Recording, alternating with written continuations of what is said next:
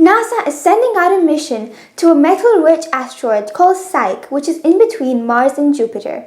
This asteroid poses no problem or threat to Earth, but it could help us find out how planets are formed.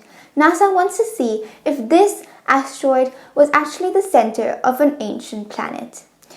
The spacecraft that will reach Psyche will reach in 2029 and then will spend 2 years observing and collecting data for NASA to reach a conclusion. China is expanding its Tiangong space station from 3 parts to 6, and that could be a solution and replacement for the aging ISS, International Space Station.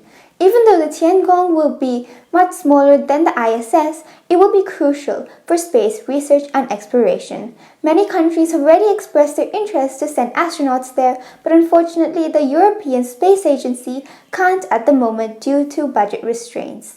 The Tiangong will last for 15 years, which is longer than initially thought. The 2023 Nobel Chemistry Prize went to 3 laureates for their work on quantum dots, which are used in TVs, LEDs, and cancer surgeries.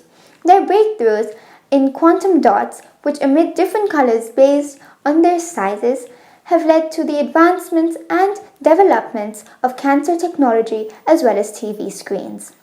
Unfortunately, their names were leaked before the Nobel Prize ceremony. Also, the Nobel Peace Prize 2023 went to a woman who was in jail for many years in Iran, who was fighting for women's rights and freedom in Iran. Even though she was in jail, her voice inspired many, and that's why she won the Nobel Peace Prize 2023. Many rockets were fired from Gaza to Israel, and Israel's leaders are meeting to address the situation. Also, Volodymyr Zelensky, president of Ukraine, is facing some issues holding the defense of Ukraine. Ada Lovelace Day is celebrated on the second Tuesday of October to celebrate her wonderful achievements.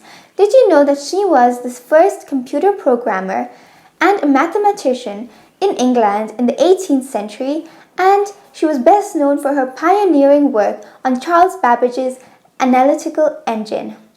Don't forget, this week's Exquisite is all about famous inventions. Hi everybody, this week we're interviewing an entrepreneur.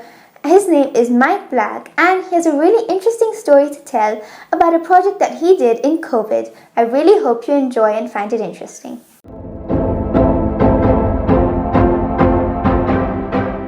Hey, so my name is Mike. I guess I'm an entrepreneur. I could run a couple companies.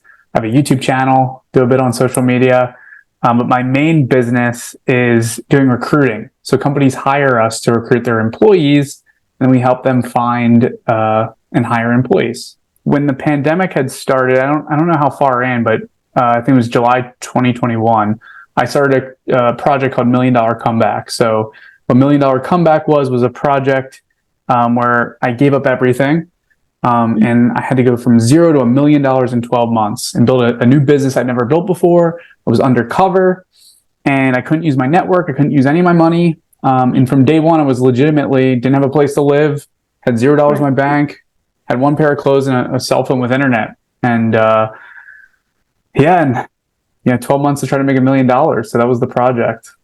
If I'm a kid watching this, I'm big into entrepreneurship. So if you want to, get into entrepreneurship, if you want to start your own business, or you just want to figure out what you want to do, my biggest piece of advice is to, 1, go do it, but 2, especially being a kid, reach out to people that are doing exactly what you want to do. Just like you did, inviting me to come on here, especially being a kid, leverage that as much as you can for as long as possible, because people that are, running businesses or in certain careers, they're going to be really happy to help you out. Especially when you're a kid, because they appreciate the hustle that you have to even reach out to them.